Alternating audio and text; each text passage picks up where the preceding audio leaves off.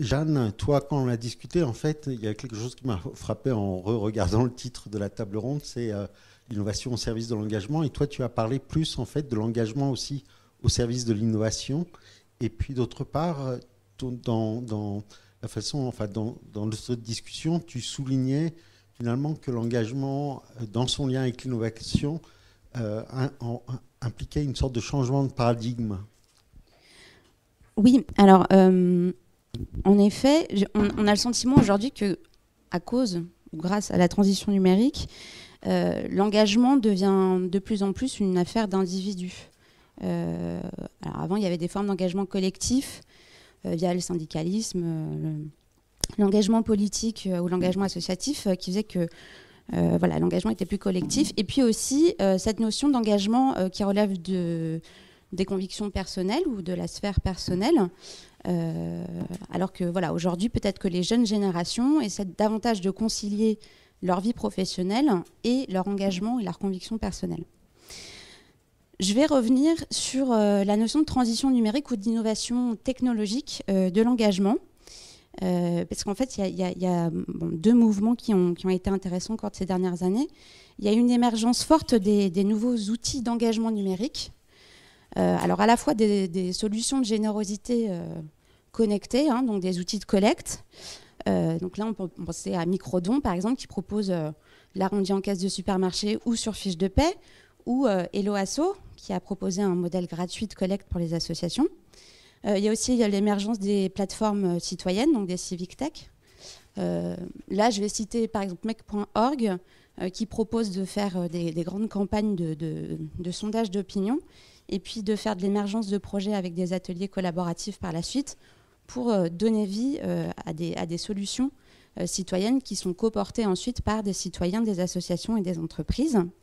On a aussi eu le développement de plateformes de matching pour du bénévolat, donc par exemple Active aujourd'hui, qui est rémunéré par les collectivités, hein, qui propose des prestations de services au pouvoir public, propose des missions de bénévolat locales qui partent des besoins des associations et qui peuvent être très ponctuelles ou plus régulières. Et puis il y a aussi des modèles d'entrepreneuriat social sur l'insertion numérique, donc qui vise à réduire la fracture numérique ou à former des personnes éloignées de l'emploi au métier du numérique. Là, évidemment, on va penser à Simplon. Donc tous ces nouveaux acteurs qui sont autant de start-up sociales et qui d'ailleurs souvent ont un statut d'entreprise sociale, solidaire d'utilité sociale, hein, ESUS, donc qui ont choisi plutôt un format SAS mais avec un agrément, un label ESS. C'est vraiment un des nouveaux mouvements de l'innovation connectée à l'engagement et qui ont permis de faciliter l'engagement individuel, mais aussi l'engagement en entreprise, hein, puisqu'on retrouve certains de ces outils, et c'est le cas chez Schneider Electric. Hein, il y a des plateformes qui s'adressent aux collaborateurs qui souhaitent s'engager avec toute une typologie d'outils qui permettent de s'engager de manière financière ou de s'engager en temps de manière ponctuelle ou plus régulière. Voilà. Donc ça, c'est un premier mouvement. Et puis l'autre mouvement qui nous semble important au Social Good Accelerator, c'est vraiment la transition numérique des organisations de l'ESS, dont font partie les fondations. Donc là, on retrouve des notions de transition numérique classique, hein, qui touchent toutes les organisations, avec des notions de performance, des outils comme le CRM, la data analyse, les outils de monitoring. Le souci dans l'ESS, c'est qu'en fait, cette transformation est très mal accompagnée et financée, puisque ça relève des frais de structure. Et il y a une forte notion d'accompagnement au changement aussi qui est très importante et qui est complètement sous-estimée. Donc nous, c'est un de nos sujets, en fait, c'est comment mieux accompagner la transition numérique des acteurs de l'ESS, non seulement parce que pour des raisons d'égalité des chances, parce qu'elles y ont droit et elles doivent aussi passer par cette transition, mais aussi parce qu'elles sont des intermédiaires clés entre les outils tech et les bénéficiaires qui souffrent de la fracture numérique. Donc ça, c'est un point que je voulais souligner ici, parce que c'est vraiment un sujet qui mérite d'être mieux financé et accompagné en compétences. Voilà, et puis ça mène justement au modèle philanthropique connecté, donc qui émane plutôt de la Silicon Valley, avec des modèles de patrons successful comme Bill Gates, évidemment, et sa fondation, et Mark Zuckerberg. Hein. Donc des patrons qui ont bien réussi du point de vue rentabilité et qui du coup créent des fondations avec un modèle un peu de démiurge parfois,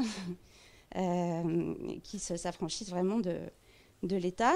Et puis le modèle aussi 3 fois 1% qui émane de Salesforce. Donc ça, c'est des nouveaux discours sur la venture philanthropie et la responsabilité sociale des entreprises. Donc des startups ou des plus grosses entreprises de la tech qui disent nous, notre modèle social responsable, c'est de donner 1% de nos bénéfices, 1%, ou de donner ou d'investir, hein, parce que c'est beaucoup de l'equity, 1% de nos compétences et 1% de nos softwares ou de nos produits à des non-profits.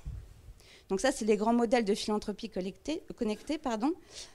Et aujourd'hui, en fait, on a le sentiment, en tout cas en France, qu'on est plutôt dans un modèle plus intégré avec des jeunes générations qui entreprennent pour l'intérêt général. Donc je reviens, la boucle est bouclée sur les startups sociales.